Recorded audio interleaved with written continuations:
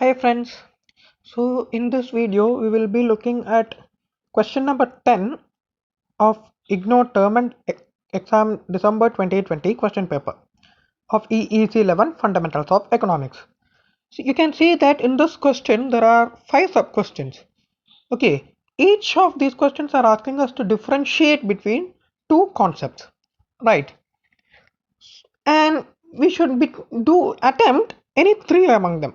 Okay. So the questions are here in the screen before you. Now let us have a look at the solutions. The first question is to differentiate between isoquants and indifference curves. Okay, isoquants show combinations of goods which yield a given level of output. Okay, indifference curves, they show combinations of two goods that yield same level of satisfaction to the consumer. The second point of difference is isoquants are used in producer behavior analysis, whereas indifference curves are used in consumer behavior analysis under the ordinal utility approach. So then we are coming to the what do we represent along the axis. In isoquants, amounts of input which is foregone or reduced, for example, capital is represented along y-axis and amount of input increased, okay, which is gained or labor is represented along x-axis. Whereas in indifference curve, the amount of consumption of good which is sacrificed, means amount of good which is sacrificed is represented along y-axis, for instance good y, and the amount of a good which is gained, the consumption of which is increased, say good x, which shown along x-axis. Then we are coming to the slope. The slope of isoquants is equal to the marginal rate of technical substitution of labor for capital. Whereas in the case of indifference curve, the slope is the marginal rate of substitution or MRS XY. For more, you can refer to page number 12 and 13 of block 3 for details regarding isoquants and page number 39 to 41 of block 2 for details regarding indifference curves. Now going to the second subpart, we have to differentiate between aggregate demand and aggregate supply. Aggregate demand is the total demand for all final goods and services produced in the economy, whereas aggregate supply is equal to the total supply of all goods and services which are rendered during a given period in the economy. Aggregate demand is equal to consumption plus investment plus government expenditure plus net exports, whereas aggregate supply is equal to consumption plus savings. And the third point of difference is aggregate demand need not always be equal to national income. However, aggregate supply is always equal to national income of the country because aggregate supply equals production in the economy and production equals to national income by the production method.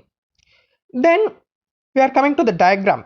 The aggregate demand curve is an upward sloping curve originating from a point on y-axis, whereas aggregate supply curve is an upward sloping 45-degree curve originating from the origin. Then the last point of difference is aggregate demand need not be zero at zero level of national income.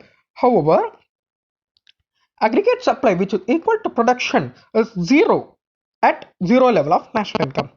For more details, you can refer to Unit 5 and especially page number 39 of Block 7 of Ignou study material.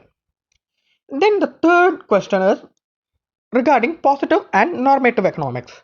Okay, the first point of difference is positive economics deals with scientific issues and questions, whereas normative economics deals with ethical and non-scientific issues and questions. Then examples of positive economics, how the price of goods is determined. We know through demand and supply.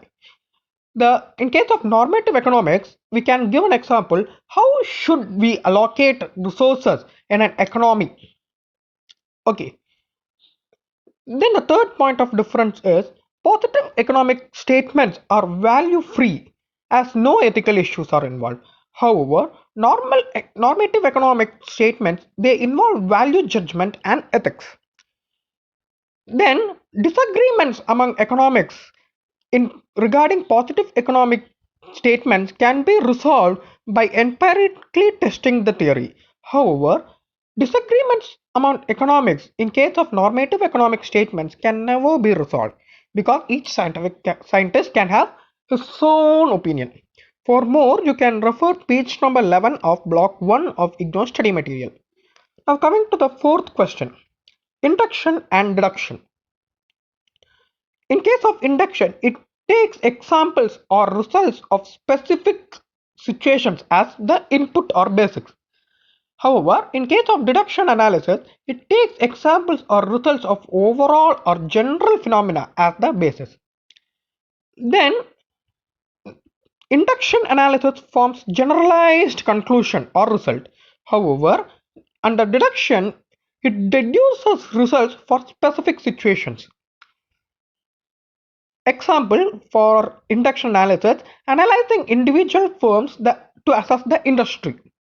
Whereas in case of deduction analysis, analyzing the impact of overall inflation on particular industry. Overall national-wide inflation on particular industry is deduction analysis.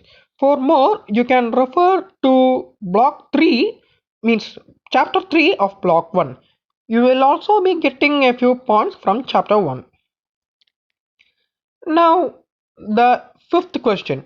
It is difference between static analysis and dynamic analysis. Okay, there are actually two explanations. According to the first explanation, a static variable means it is a variable which is not dated or having no time dimension. Whereas dynamic variable, it is a variable which is dated and has time dimension. Example, simple demand supply relationship is an example of static analysis. Whereas if demand is given as f of pt means price as time t, and supply is given as g of pt. Here there is time dimension and hence it is dynamic analysis. According to the second explanation, okay, under static analysis, there is no time lag between the cause and effect of variable, even if the variable is dated. Okay, like example, demand of T is equal to price of, demand of T is a function of price of T. Though it is dated, there is no time lag. The price at time T influences demand at time T. So there is no time lag. However, under this explanation, dynamic analysis, it is where there is a time lag of variable with cause and effect, or time lag between cause and effect of variable. Okay, like example, demand of T will be equal to f of pt minus 1. Okay, this is dynamic analysis, means the second explanation. For more information, you can refer to page number 32 of block 1 of Ignou study material. So this will be with this question. We will discuss the next question in the next video. So I hope you have gathered a few useful points. For more, if you want, you can refer to the videos in my YouTube channel. I have covered many of these topics, so I think it will be useful for you. So that's all with this question number 10. Thank you.